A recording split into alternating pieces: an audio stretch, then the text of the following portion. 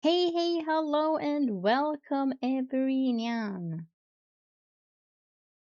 It has been a little while because I've been off in Sweden on a little vacation, I would say. It was so fucking nice, and it wasn't 40 degrees. I miss it already. It's also not 40 degrees here now, it's more like 30, but that's also more than enough. So now it's Monday, and I was like, it's stream day. So I have some time for a little bit of lore. I missed you. I missed you too, skill issue department. And congratulations, Popper, for getting first. Skill issue department, by the way. Hello again. Sounds like a JP name. Frothy, wow, it's 3:42 a.m. going to sleep. Holy shit, thank you for joining. Have a nice sleep. Thank you. You remembered, yes. Dude, good job, congrats. Very good. Okay. This is what I have in front of me. And last time we read Anivia, Ash, and Aurora. I think Braum, Gnar, and Gragas has very short lore, I would highly assume, if they haven't been updated since I saw them last at all. I might have read Braum in the past, but I don't know. Yeah, okay, bye. Popper pops. But we will just see how much time we have when we finish one, and then we'll see if we'll continue. Maybe we won't do 3 today, maybe we'll do 4, maybe we will do 2, maybe 1. No, at least 2. But we will see. I will drink some water. This is now I'm new to this again. How do I stream? Every time. Every week.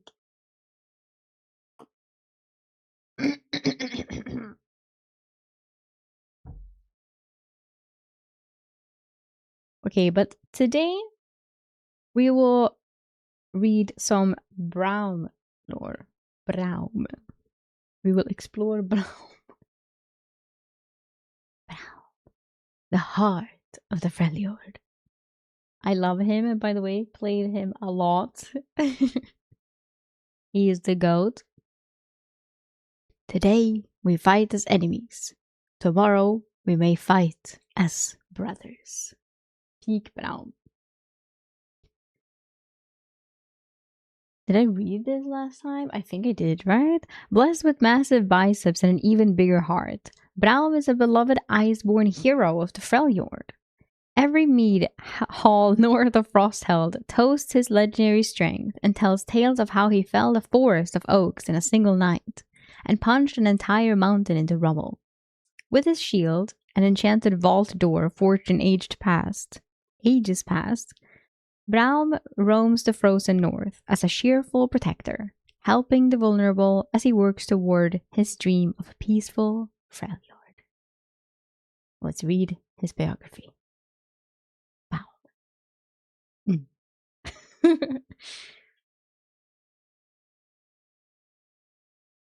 Even as a child, Braum was much larger than other Freljordian youngsters, but his mother taught him never to use his size to intimidate or bully. She came from a proud line of herders and believed true courage lay in using one's power not to dominate, but to protect those in need. When Braum was still a boy, ice giants devastated a neighboring tribe. That tribe had long preyed upon the herds of Braum's people, but his mother didn't hesitate to head out across the tundra to help the survivors, bearing furs, foodstuffs, and healing supplies. At first, Braum didn't understand why she would aid their rivals, but after her actions saved many lives, they became lifelong allies. He finally understood what his mother meant when she said all the Freljord's people were a family, and from that day forth, he pledged to bring that family together. As Braum grew, it was clear he was one of the revered Iceborn.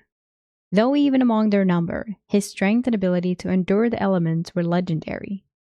He became a local hero, rescuing children who had slipped into icy ravines, saving travelers stranded in blizzards, and protecting families from ravaging wildclaws. Whenever he appeared, people knew help had arrived. He was a figure of hope, known for his liveliness and laughter, and the easy way he made friends. Eventually, Braum realized he was needed beyond the valleys and tundra where he'd been raised. Bidding his mother a tearful farewell, he set out to travel the Freljord. Over the years, countless stories spread of Braum's mighty feats and good deeds. While most had at least a kernel of truth, they grew increasingly far-fetched and mythic, such as the legend of how he chopped down an entire forest in a single night using only his bare hands, or how during a volcanic eruption, he saved an isolated farmstead by picking it up and carrying it to higher ground. A more recent tale spoke of how Braum found his immense ram-headed shield. As the story went, it was an enchanted vault door, forged in ancient times and set into a mountain.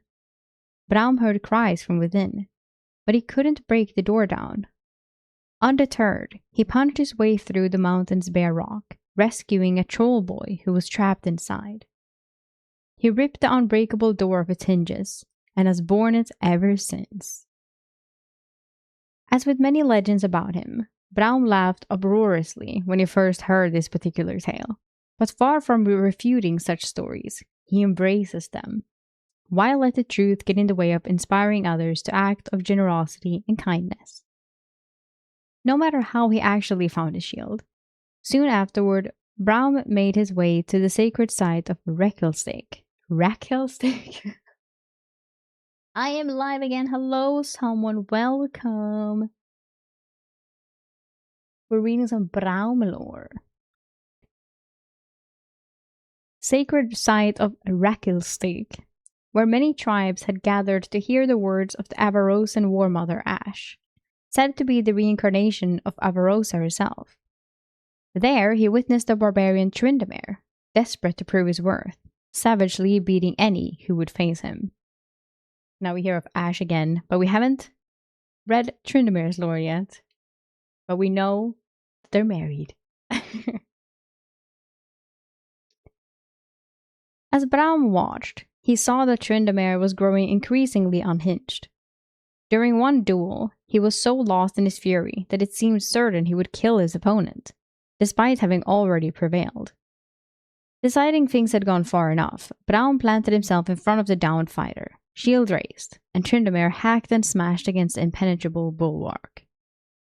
When the barbarian's rage finally subsided, Braum's good humor won him over, and before long the pair were laughing and drinking to each other's health. Some even say that it was Braum who first introduced Tryndamere to Ash. Oh. The barbarian would later marry her, becoming her only bloodsworn. Braum doesn't hold any particular tribal allegiances, for he views all within the Freljord as brothers and sisters. Even so, he sees in Ash someone who can end the centuries-old feuding among the Freljord's tribes, and the Avarosans have informally adopted him into their number. Braum's dream, as he often tells adoring children, is that someday the Freljord will be united in one big family, and then he can retire to become a humble Poro herder. Poro herder! I have one. Dude. Here. I have a Poro.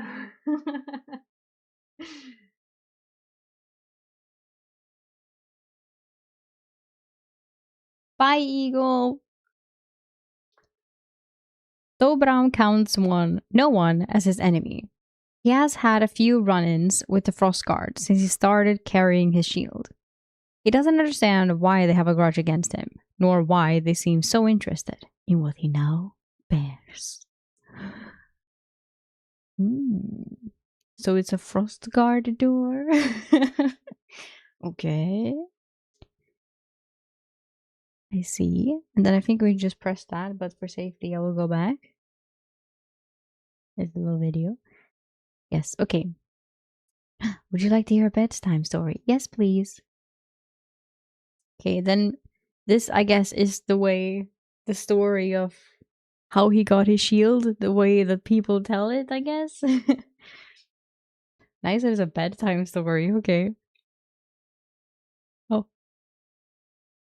Tomb of the Troll Boy. It says there, well. Tomb of the Troll Boy.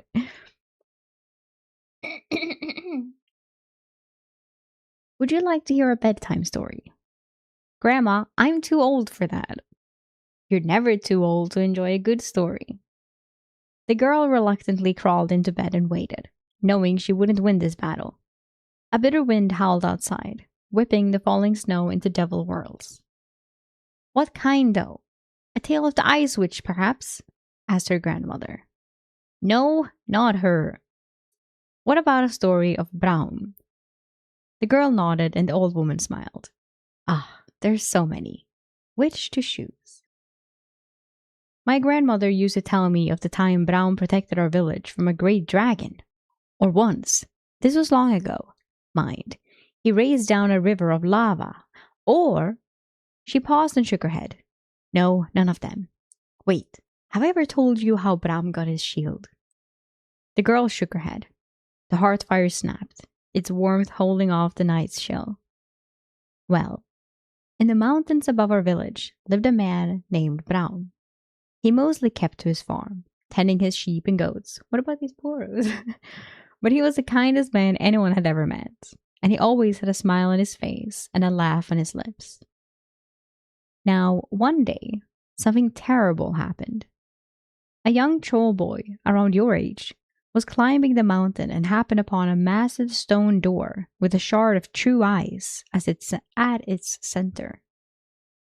When he opened the door, however, he was able to do that since true ice hurts you, he couldn't believe his eyes.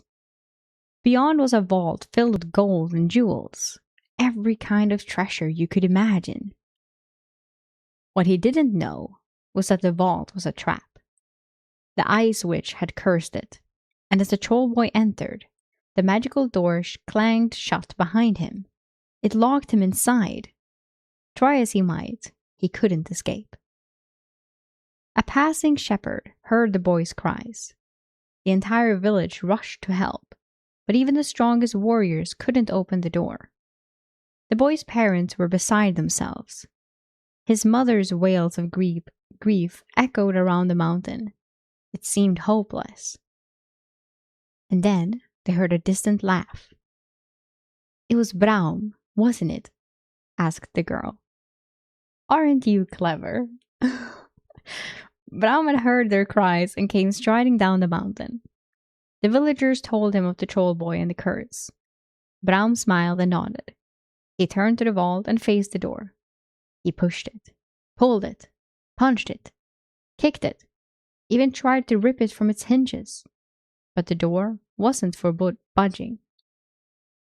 "But he's the strongest man ever!" cried the girl. It was perplexing, agreed her grandmother. For many days and nights, Braum sat on a boulder, trying to think of a solution. After all, a child's life was at stake. Then, as the sun rose on the 5th day, the starving child, his eyes widened, and a broad grin lit up his face. "If I can't go through the door," he said, "then I'll just have to go through." The girl thought for a moment. Her eyes went wide as she exclaimed, "The mountain!" The mountain indeed. Braum headed to the summit and began punching his way straight down, pummeling his way through the stone, fist after fist. Rocks flew in his wake, until he had vanished deep into the mountain. As the villagers held their breath, the rock around the door crumbled, and when the dust cleared, they saw Braum standing amidst the treasure, the weak but happy troll boy cradled in his arms. "I knew he could do it!" But before they could celebrate, everything began to rumble and shake. Braum's tunnel had weakened the mountain, and now it was caving in. Thinking quickly, Braum grabbed the enchanted door and held it above him like a shield, protecting the villagers as the mountain collapsed around them. When it was over, Braum was amazed. There wasn't a single scratch on the door. Braum knew it was something very special, and from that moment on, the magical shield never left Braum's side. The girl sat upright, struggling to conceal her excitement. "Grandma," she said, "can you tell me another story?" The girl's grandmother smiled, kissed her forehead, and blew out the candle. "Tomorrow," she said, "you need to sleep, and there are many more stories to tell." That was nice, but sadly there are no more stories of Braum. Braum is way too little lore. Like, he's literally just like like, he's a Freljord super big fucking dude who has a shield. and he's a sheep herder.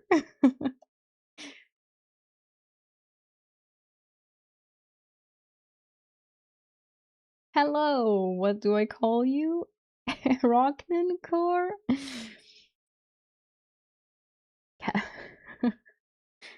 Encore! My god. Encore, yes, of course. I saw core and I was like, yes. Encore.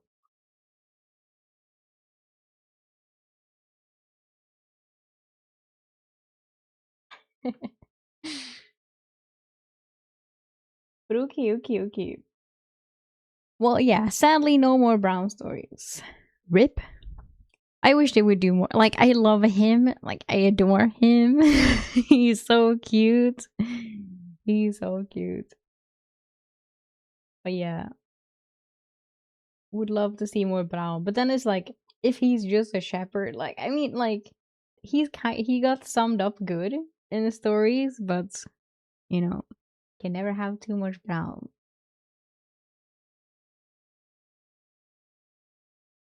Then we will move on to our next of the day. He sounds like Santa Claus, literally, dude. He has a Santa skin in game, so he technically he is Santa Claus.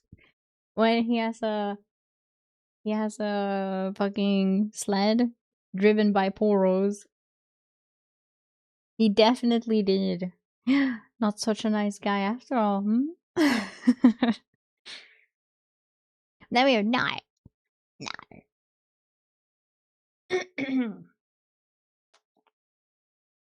But now we will read Gnar lore. And Gnar, I have not read his lore. I just know that he doesn't like have any. So we'll see. Maybe they added some. Gnar, the missing link. Gnar. And that he says Gnar a lot. Gnar is an excitable Yordle whose playful antics can erupt into a toddler's outrage in an instant, transforming him into a massive beast bent on destruction. Frozen in true ice for millennia, the curious creature broke free and now hops about a changed world he sees as exotic and wondrous. Delighted by danger, Gnar flings whatever he can at his enemies, be it his bone-toothed boomerang or an uprooted tree. Mew Pokemon? Yeah, he's so cute. I love Gnar. He's very adorable. He's like an ancient Yordle, so yeah, as it said, like he was frozen in ice. He's small and then he becomes this huge ass fucking thing.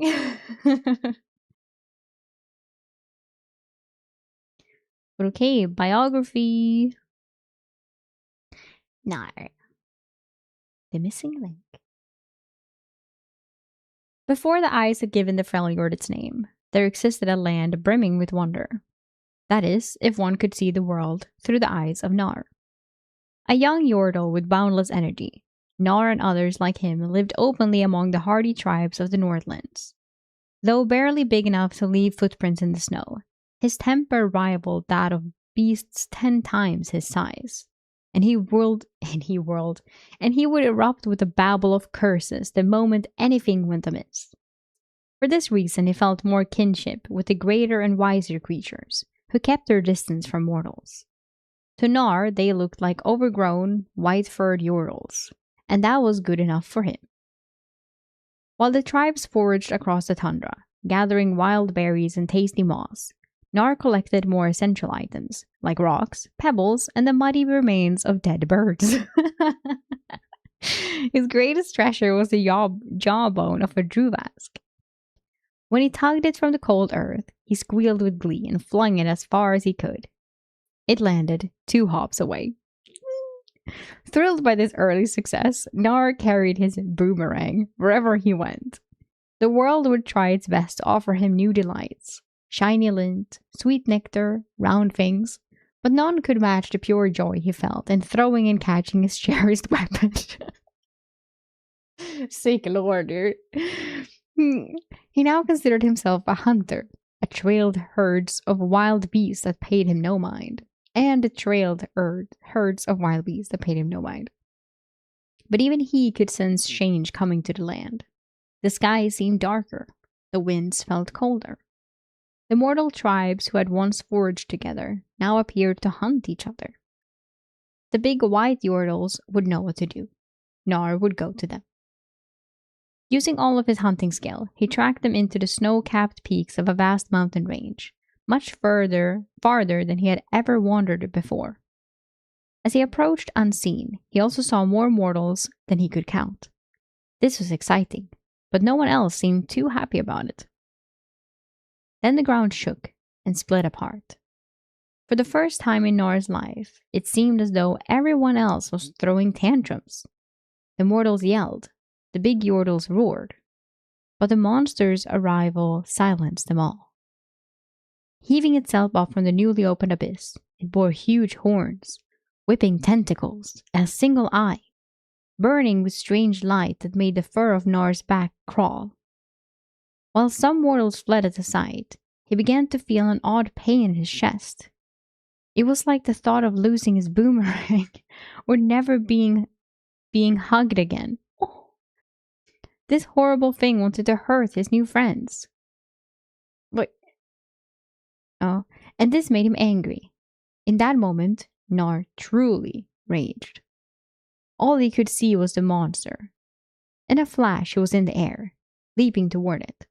In one paw, he grasped a snowball, or so he thought. In fact, it was a boulder plucked from that mountainside, for Gnar had grown as large as the big white yordles. He would send this monster back where it came from, by walloping its face. But the blow never landed. Gnar felt a chill colder than any winter, one that seemed to turn the air itself into ice. Truly, this elemental magic froze him in place, biting through his shaggy fur. Everything, including the monster, became quiet. The yordle's strength and anger melted away. A deep tiredness crept into his limbs, and he fell softly asleep. Gnar napped for a long time. When he finally awoke, he shook the frost from his shoulders, breathing heavily. Everyone else was gone, with no monsters to fight and no friends to protect. He felt very small and alone again. Oh. The land was very different too. There was snow everywhere, blanketing everything as far as his wide eyes could see.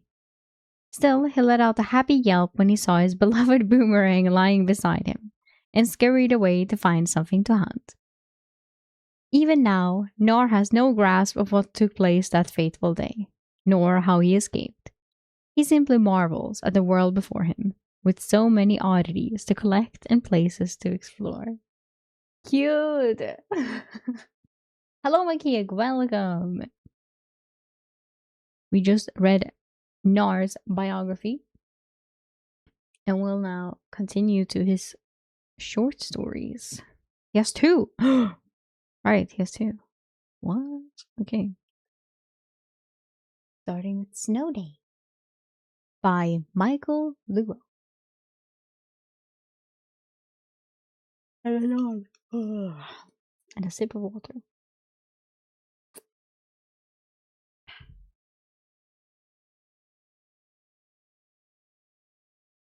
Snow falls all morning, blanketing the earth in fresh coats of white. One by one, feathery flakes trickle from the sky, gently at first, and then rapidly in unison. Soon, the howling blizzard muffles all sounds save for a peculiar racket coming from a nearby cave, where a shock of orange and blue bounces up and down, left to right. Gnar bustles about, annoyed at the world. He has been drawing in the snow under the shelter of rock and stone, but nothing appears the way he imagines. Gripping a bone boomerang almost the size of his torso, the young yordle curses at the ground. Shabanafa, says Gnar. This means one of 2 things. Either he believes the snow is being uncooperative, or he wants some sweet milk. No one can say for certain. With a jump and a skip, Gnar tumbles from one unfinished sketch to another, each depicting similar scenes. Oh, fuck, I'm saying that I have to do more Gnar noises later on. I don't want to. There they are, bands of carefree yordles living happily among the tribes of the frigid north. Sometimes wild beasts stand a head above his kin. Other times Gnar himself towers over everyone else. These little differences do not faze him. Instead, his wide eyes fixate on his boomerang, his paw guiding it to trace out a grand shape with long sweeping strokes. Onalega! Gnar mutters to himself. This means he wishes not to be distracted. In the past, others have confused this with Ogalaga, meaning he would very much enjoy a hug. Placing the boomerang in his mouth to free up his paws, Gnar leans downward. His claws pick away bothersome specks of dirt. His nose sniffs the ground, searching for any stray pests daring to deface his work. Pleased with the results, Gnar somersaults back to take a wider look. Show off. The powdery snow paints the picture of a one-eyed monster with tentacles the size of mountains. Waboo! Gnar cheers as his boomerang drops from his jaw. The monster is the right amount of scary, just as he imagined. With one arm, it slices through an entire herd of Elnuk. With another, it holds a whole bundle of Elker, like sticks. Stop speaking! Ganalubu. Gnar grumbles. Upon further inspection, it appears his Elnuk looks too much like Elker. This will not do. As he moves to touch up his piece, he stops. His large ears perk, their violet insides twitching with vigilance. Footsteps approach in force from outside his cave. Perhaps it is a monster, and perhaps it has come to express its discontent with how it is being portrayed. Grasping his boomerang, Gnar stands upright on his two hind legs. Nakotak, he declares, ready to face his rival once more. In truth, he is thrilled. Ever since he woke up from that long nap, he has wondered where the monster took his friends. Finally, he's about to get some answers. But what trespasses into his cave sees with not one eye, but two. And rather than tentacles, it has legs. Stout and stocky. Coarse fur covers its entire body, forming a frosted mane to crown its head and back. Its scarred face appears worn and bitter, marked by two ivory tusks and a stiff, pudgy snout. This is a strange-looking creature, Gnar thinks to himself. As the giant Druvask boar lumbers inside, it sees only the comfort of stone overhead. Its sighs are deep, its breath strands of mist fogging the chill air. The beast's hoofs shake the ground beneath, stirring up snow like splashes of milk. After a few heavy steps, all of Gnar's art is ruined. Rag! Whap! Gnar's boomerang strikes the boar right between its eyes. The dazed beast shakes its head, blinking hastily as it lets out an angered growl. Gnar pants in a frenzy, wielding his prized weapon up high, enough for the boar to identify its source of pain. Like thunder and lightning, the cave booms twice with roars of rage. Tumbling out come the boar and a positively enormous Yordle. Grown to a size larger than even his foe, Gnar pummels the intruder with his now massive, fisted hands. His wrath fuels every punch, jabbing blow after blow into the boar's thick hide. I was just like, damn, you know. The fight seems to end as quickly as it began, until the savage beast somehow wrangles its hooves under Gnar's chest to kick him away. The colossal Yordle collapses next to his cave, bundles of snow rising as he lands. With his spiny back exposed, his head woozy, Gnar hears repeated huffs and puffs, and the clatter of those same bullish hooves scraping faster and faster on the wintry soil. The blizzard wails, louder than before, as though the Freljord is bracing itself for the coming loss of one of its own. Gnar! The hulking Yordle bellows, leaping away from the boar's charge. In a flash, he slams his bulky arms against the beast's behind, sending it forward to crash into the rocky wall of the cave's entrance. A stunted screech pierces the wind. Frozen rocks crumble onto the boar, now lying still. Gnar trudges towards the beast, his breath short and rushed. He nudges its limp body with his foot. There is no resistance. He decides it has fallen asleep, but remains perplexed why its eyes are open. Curiously, the snow around the boar turns a deep red. All of this seems quite odd, and yet it is not the first time this has piqued Gnar's interest. No. Gnar, no. His memory flickers with similar images. Before the long nap, he would see different tribes yelling gibberish as they threw pointed sticks at one another. Their game looked at once exciting and exhausting, and Gnar would watch them until enough of one side fell asleep on red snow. They must have been awfully tired, just like this strange tusked yordle. Thinking of those bygone days makes Gnar quiet. He remembers waking up from the long nap, believing the world took away everything he ever knew. His breath slows, his shoulders slump, his feet shrinking until even he would not believe that he stands in his very own footprints from mere seconds ago. The small yordle dashes into his cave to retrieve his boomerang, hugging it with all his might. It is the one thing that did not leave him after the long nap. Dude, way too much Q-bone over Gnar. For a moment, Gnar glances at the boar. It rests out in the elements without a whisper. Setting his boomerang lightly on the ground, he skitters back into the storm. The blizzard surges on. Gnar is not bothered, but maybe the slumbering beast is. With his tiny paws, he gathers all the snow he can and carefully places it atop the boar. It is sleeping after all, and it will need a blanket. Oh. Gnar, no. It's like so cute, but he didn't kill it though. We got a blankie. Holy shit. Oh, Gnar cutie though. I like that one. That was cute. I liked it a lot. Okay. We have another short story, The Hunted Hunter. Okay. By Leslie Sullivan. Okay. The jungle does not forgive blindness. Every broken branch tells a story. I've hunted every creature this jungle has to offer. I was certain there was no challenges left here. But now there is something new. Each track is the size of a tusk lord, its claws like scimitars. It would rend a man in half. Finally, worthy prey. As I stalk my prize through the jungle, I begin to see the damage this thing has wrought. I step into a misshapen circle of splintered trees. Is this still Gnar?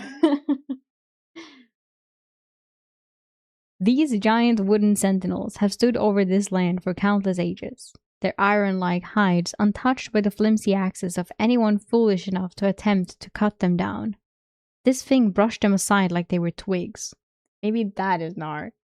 I'm like, this person's mind is way too complex for Gnar's, right?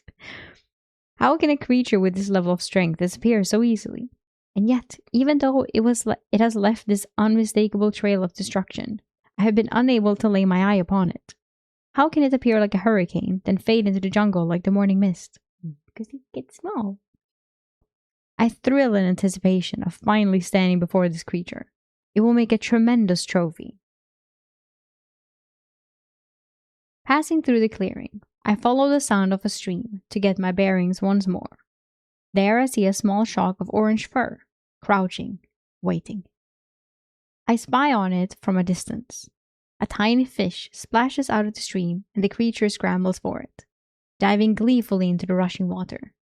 To my joy, I realize it's a yordle, and a hunter at that. This is a good omen. The beast will be found. Nothing will escape me. The yordle's large ears. The yordle's large ears perk up and face toward me. He runs on all fours with a boomerang in his hand, quickly stopping in front of me. He babbles. You know what that sounds like by now. I nod in appreciation at the young yordle and venture onward. I traverse the difficult terrain with ease, trying to pick up any sign of my quarry. As I try to pick up his scent, a distraction, I'm startled by strange shattering. The yordle followed me. I cannot allow him to disrupt my hunt. I face him and point into the distance. He looks at me quizzically. I need to be more insistent. Good omen or not? Good omen or no? Okay. Some water. I rear back and let out a roar. The wind whipping the yordle's fur and the ground rumbling beneath us. After a few short seconds, he turns his head and, with that I think could be a smile, he holds up his small boomerang. There can be no further delay. I snatch the weapon out of his hand and expertly throw it into a tree, impaling it high amongst the branches. He turns and scrambles for it, jumping frantically. Oh. I barely get 10 paces when a roar shakes me to my very spine. The deafening crack of stone and wood echoes all around. Ahead, a giant tree crashed across my path. The bone weapon of the Yordle juts out from its trunk. An unearthly growl rises behind me. I've made a terrible mistake. That was very short, but very cute still. It's like, oh, I need to hunt it.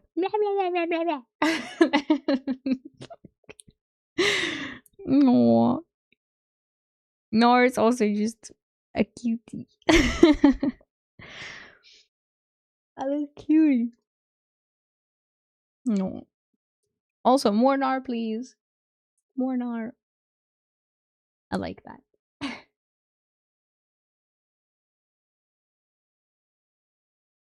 Okay, then we have Gragas. I don't know anything about Gragas. He drinks.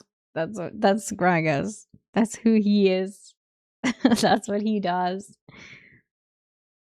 The Rabble Rouser. Didn't even know that. That was his title. What even is this website?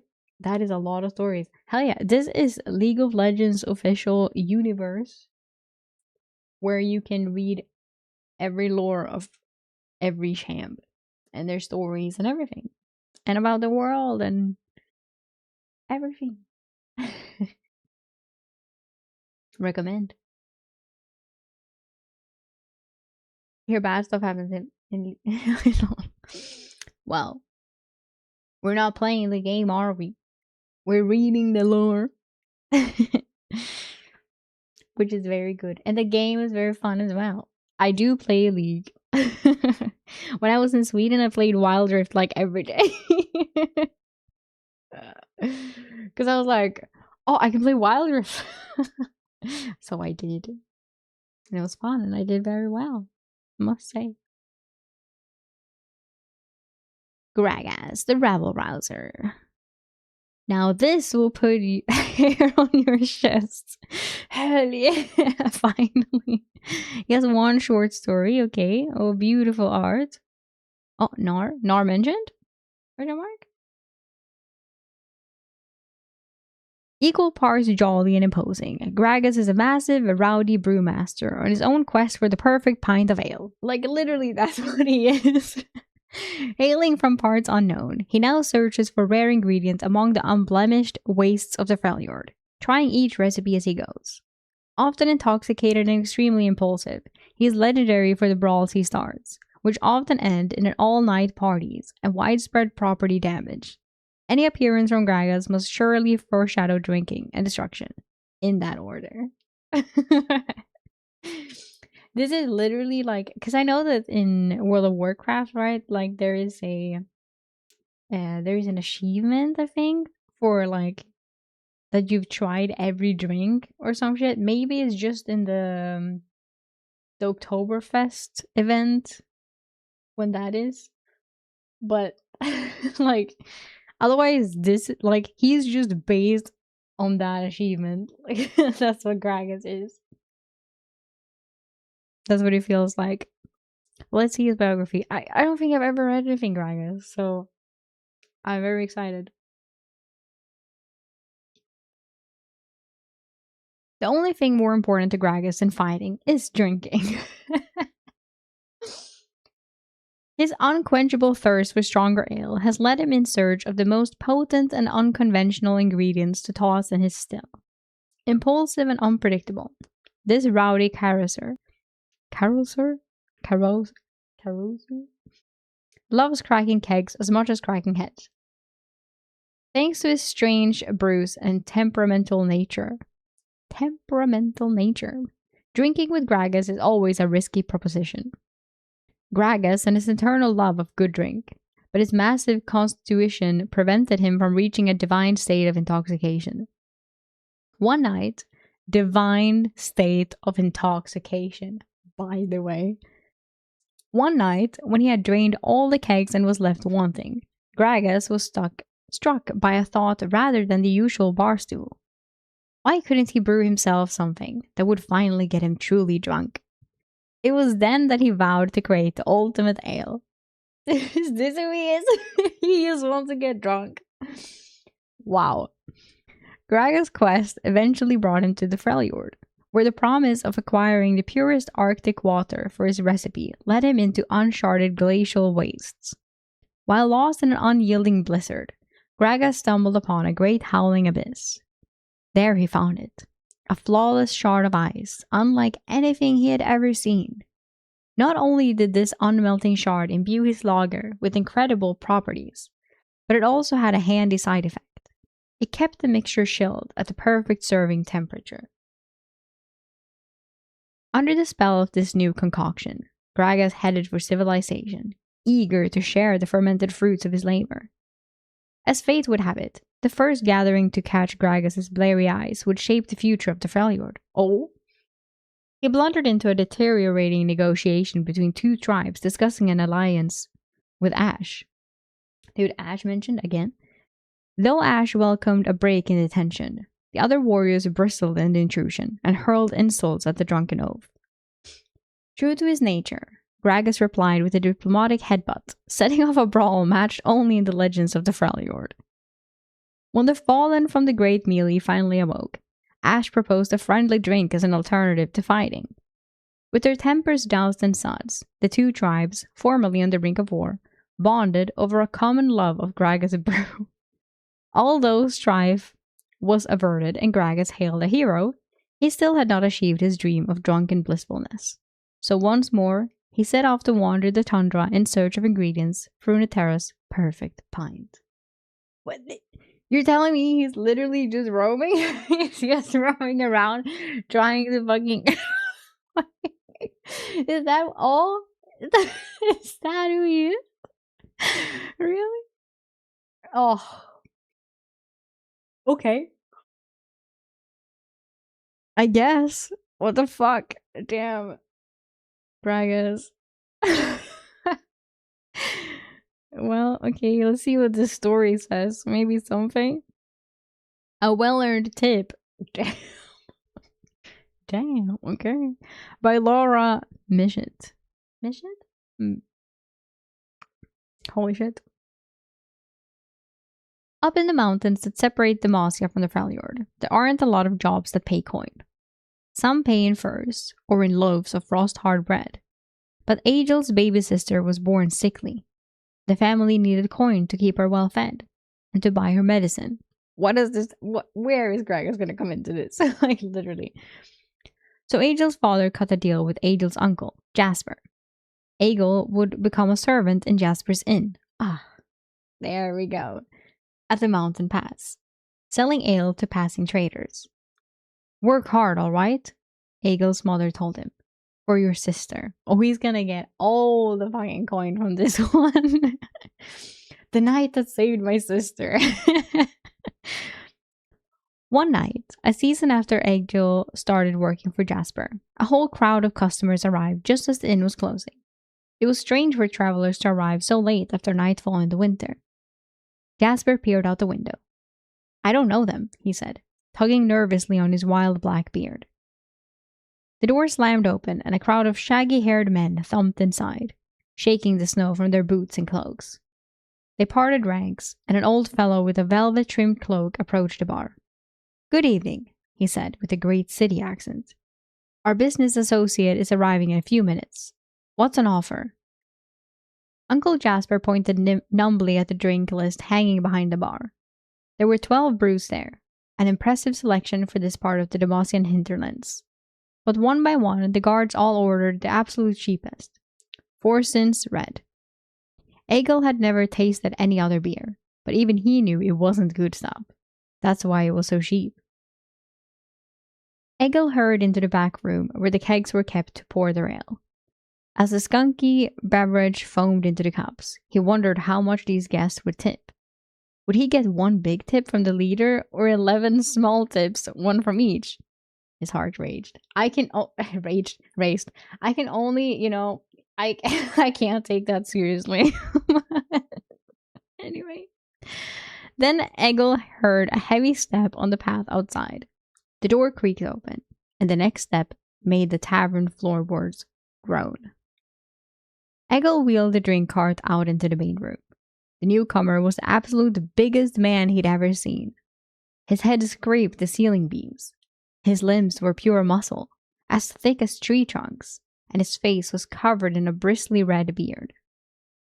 The grisly scars crisscrossing his vast sides looked like he'd really lived through the gruesome battles Jesper's drunken patrons liked to brag about. The velvet-clad man raised his hand toward the stranger. "Gragas, I presume?" he called. Gragas didn't answer. His eyes were fixed on the drink list hanging behind the bar. "You are Gragas, the brewer," the merchant repeated impatiently. Gragas turned his huge shoulders and gave the little old man a red-faced glare. With a voice so loud it reminded Egil of an old god speaking from below the snowpack, the newcomer growled, "I'm buying a drink." The air in the room felt like it does when a thunderstorm gathers overhead. Egil began handing out ales. His hands were shaking. "What's that Karsten flower stuff?" Gragas asked Jasper, pointing at the list.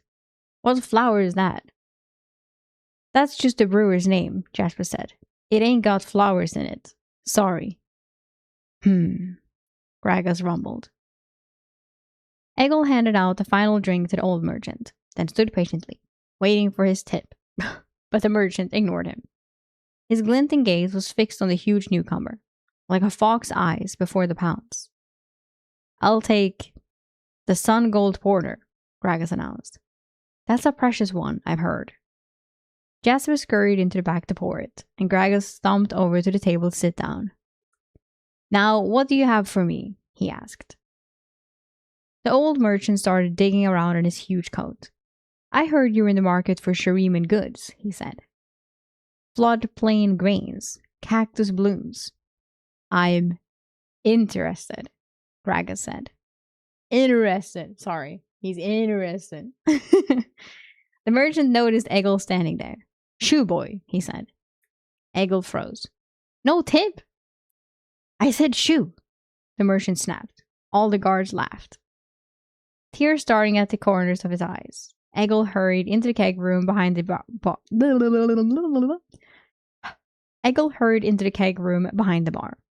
Jasper was pacing back there, tugging nervously at his beard. "Damn that man," Jasper seethed. "The Sun Gold Porter? I don't have any. We ran out. We never had it. I can't afford to stock any of those rare ales. They're an offer to impress people. Almost nobody orders them. They're too expensive. And when they do, I just mix some stuff together. Nobody can tell." To Egil, this seemed like stealing. "You should tell the big man," he said. Jasper laughed. "Why? It doesn't hurt anyone.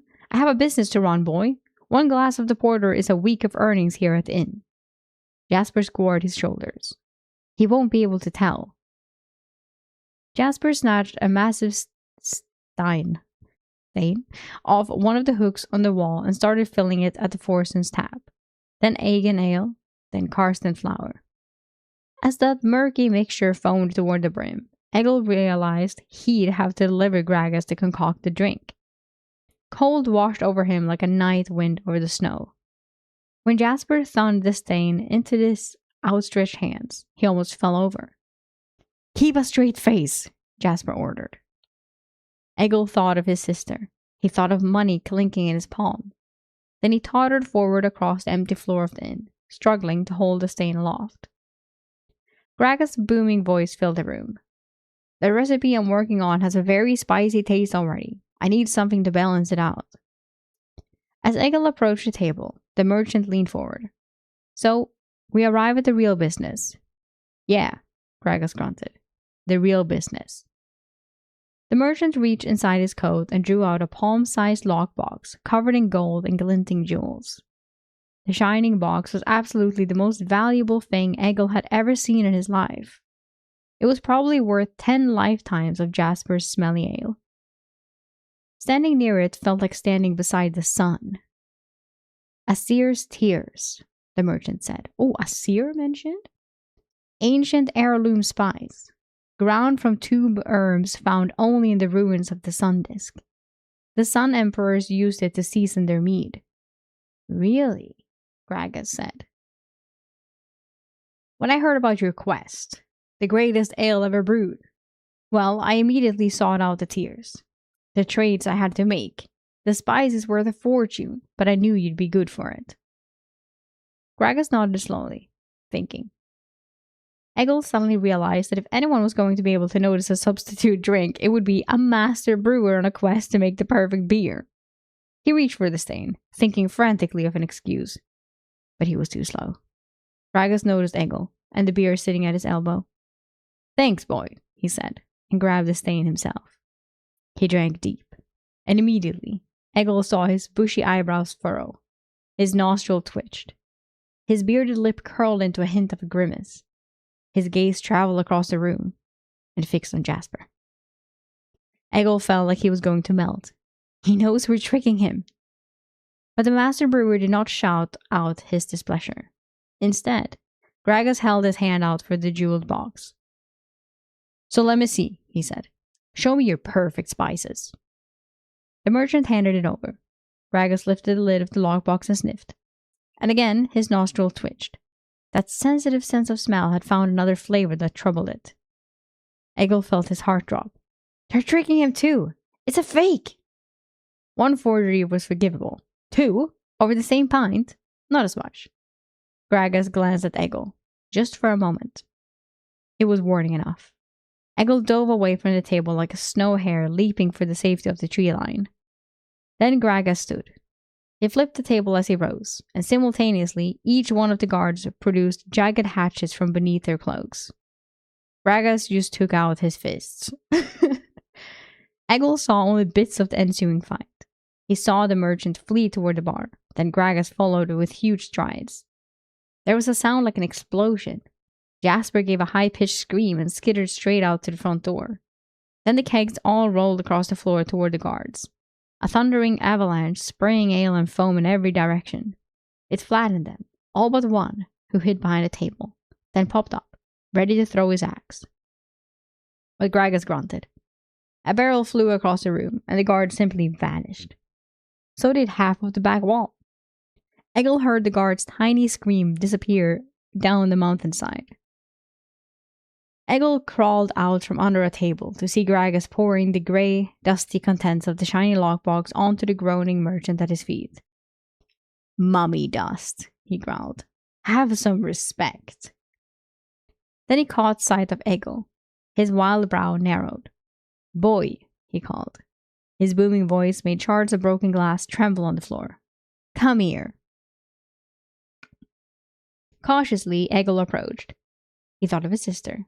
He wondered whether he could run faster than a thrown barrel. Tell the innkeep to go lighter on the frosting next time, Gragas said. Then Egil saw the lockbox in the master brewer's outstretched hand. A huge smile parted that bushy red beard. Your tip. Your tip. Yay! So he didn't dislike the beer. He just needed some more fucking forcing, whatever that is. Let's go! Ja, Lore. Yeah, Laura. Did I change that back? Or okay, well that's good. Then I remember that I will have to change it. Yes. Finish on Gragas lore. I liked it though. It was nice. I did not expect it to be like this, but I also had zero expectations. But very good still. I also misplaced my phone somewhere. I don't know where it is. I have to find it. I might have. Maybe it's in another room. Let me go see.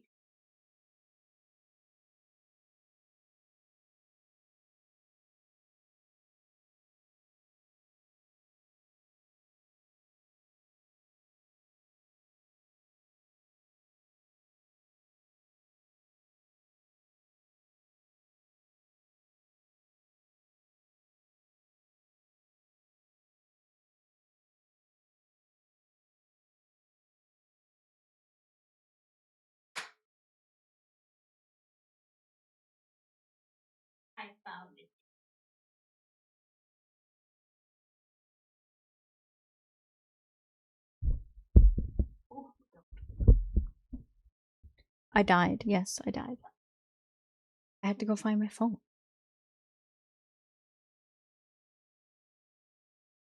Now I found it. This is so sad. Rip. Everyone cry. Alexa, play Despacito.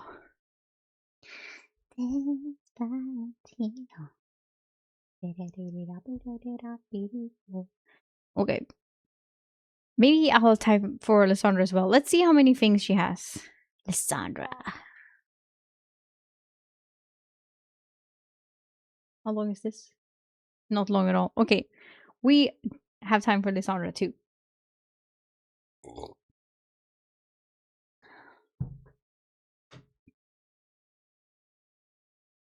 Next up, Lysandra, the Ice Witch. She has already been mentioned in the Braum lore, where she enchanted the supposedly enchanted that Lysandra has enchanted Braum's shield. Is that a tentacle hair? What? No. She just has hair. You want it to be? Okay. Nah. Oi. There was more stories. Fuck. Okay, well, she has a lot of stories. This seems more like Orange Story, though. I mean, this is Orange Story, no? I have enough time. Let me see if that is Orange Story, because I prefer, because like, if sometimes only if they're mentioned, it's like, oh, this is your story. And it's like, no, it's Orange Story. So then, yeah, like it's Orange Story. I don't want to read that. Then it's not hers. But she has one short story, and then this is something big. I think that has nothing to really do with. I think this is more like a lore, like the world story, not Lysandra per se. This I have no idea what it is, but it says the Ice Witch, so of course it is about Lysandra. This I have no idea.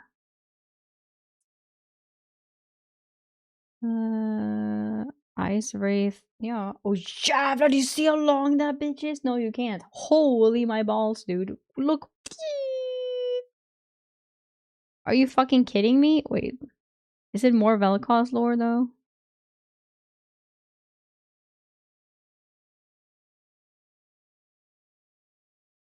Maybe, because I was like, spontaneously Vel'Koz, no? Holy shit. We have enough time. Bro, no, we don't.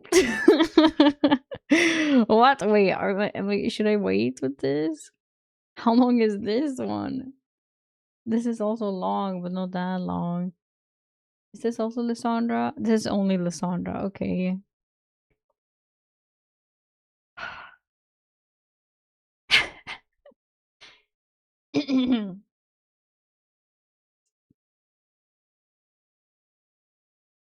The Eye in the Abyss. Is this... Let me look that up, actually.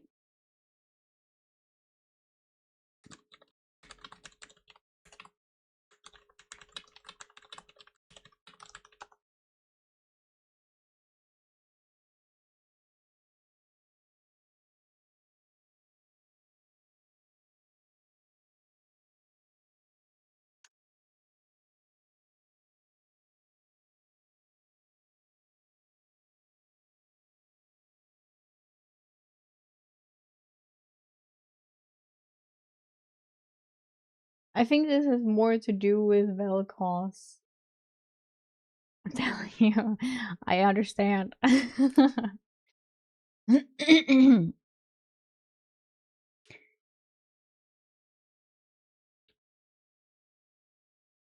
So this is Orange Lord, this is Vel'Koz. So this, if anything, and this, and this.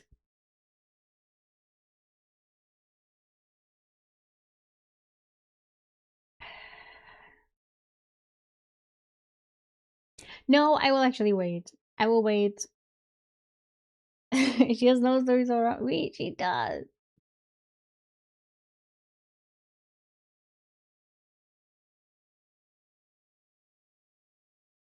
I think it's better if I wait. Yeah, because I want to take time. Like, I don't want to feel pressured with time and like speed through anything. Like, I want to be able to comment where I can comment. So, okay, we'll skip Lysandra for now. But we did read three others.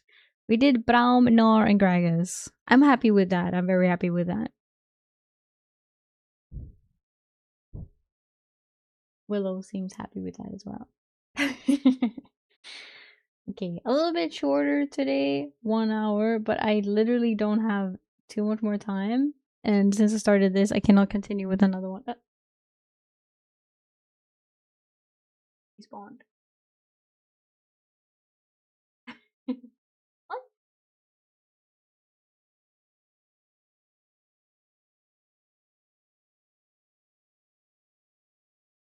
Okay, but I think that's a good,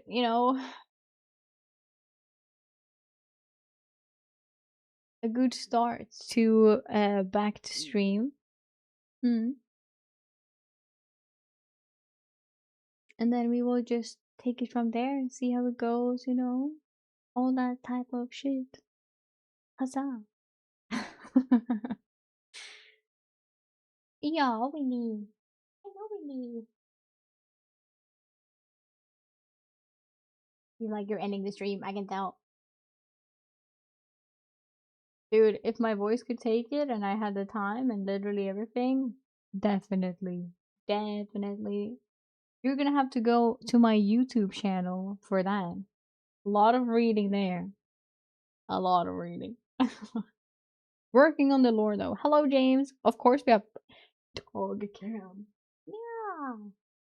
Follow Willow on her socials. You do be cute. Yeah, I know you're so cute. I know. We can see. Yeah. Well, okay, now I definitely had to end it because now I've like triggered her. She's like, you're ending stream. Don't you dare not.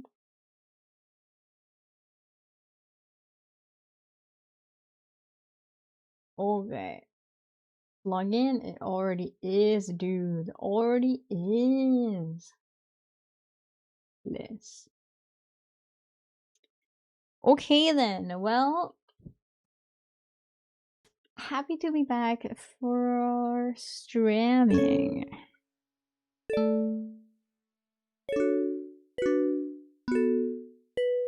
Thanks so much for joining today's stream. I hope you enjoyed some lore reading. It was fun. I like it. I want to read more. We are going to read more. This time I'm serious. This time I'm serious. So feel free to go follow me on places, small sis everywhere, join the Discord and stuff. Follow Willow if you like Willow content instead of me. I mean, she's cute. I understand. She has more followers than me already. She grows so fast. Thank you so much for joining the stream. Have a nice rest of your day, and I hope I'll see you next time. Hey door! Bye bye!